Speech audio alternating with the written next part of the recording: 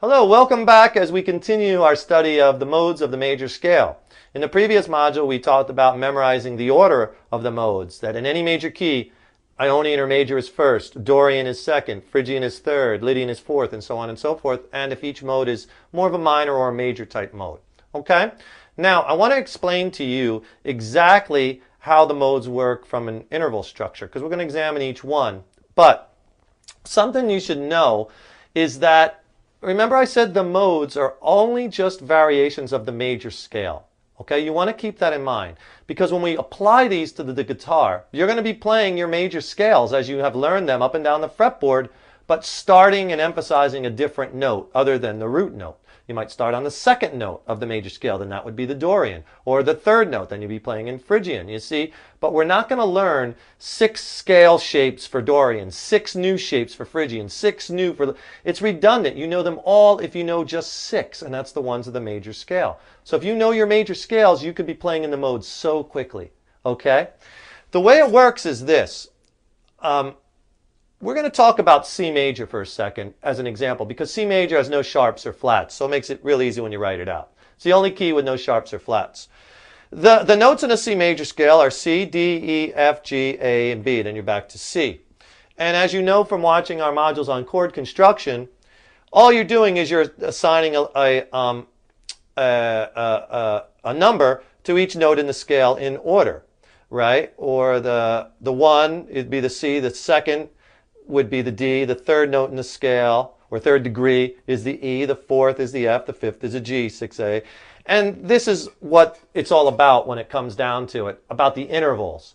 You know, like the third in the key of C is an E, the fifth is a G.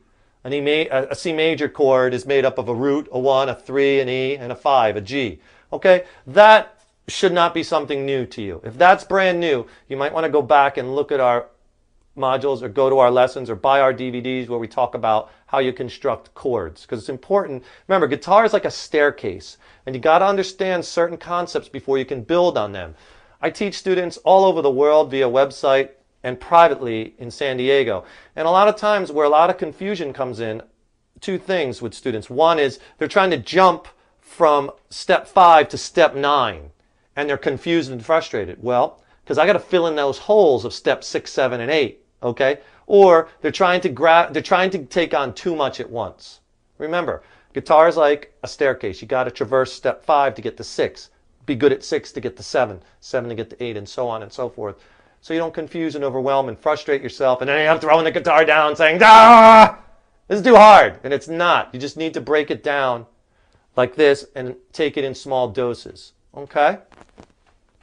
I really think that the law of diminishing returns applies to guitar and instruments. For instance, just imagine if you have a glass this big and it's filled with water to the top. That's all your knowledge on guitar that you're trying to assimilate and take into your playing. That's all that water in that filled glass. And then you try to learn more by pouring more knowledge or water into the glass. The glass isn't going to get any more full. In fact, it's just going to hit and bounce out. You see, once you reach that fullness and you don't take on any more, get that down, let that sink in till it becomes second nature, empty that glass a little bit, then pour in more. That's why I get a lot of students come to me, they're confused, they're frustrated, and they're not empowered anymore about the guitar because so many materials are throwing so much at them. Okay? So know your intervals. And a scale is just a series of notes from the root to its octaves in order. Scales are always listed in order. You won't see a major scale going C, F, A, C, D. They'll always be in order. So your C major scale, C, D, E, F, G, A, B, C. 1, 2, 3, 4, 5, 6, 7. Okay? So if we wanted to play, the second mode of the major scale, you should have memorized, is Dorian. So if you want to play in D Dorian, right? D Dorian. Okay? That's my phone. More students calling. Should have that in my pocket. Okay. So D Dorian, all you would do is you would take your C major scale. The second note of a C major scale is a D. So just play from the D to the D. So you're playing the exact same notes as C major, except you're starting it on the D. And you're playing D, E, F, G, A, B, C, D. Playing from the D to the D. That's D Dorian, okay? If you take any major scale and you start it on any other interval or degree than the first, than the root. So if I play from the second mode in any major key is Dorian. So that would be D Dorian. If I start the C major scale on the third, on the E, the third mode is Phrygian, and play from the E to the E, I'm playing an E Phrygian. But it's the same notes as in C major. You see, they're all the same. Do you see there's no sharps and flats in any of these? They're all relative to the key of C. Okay?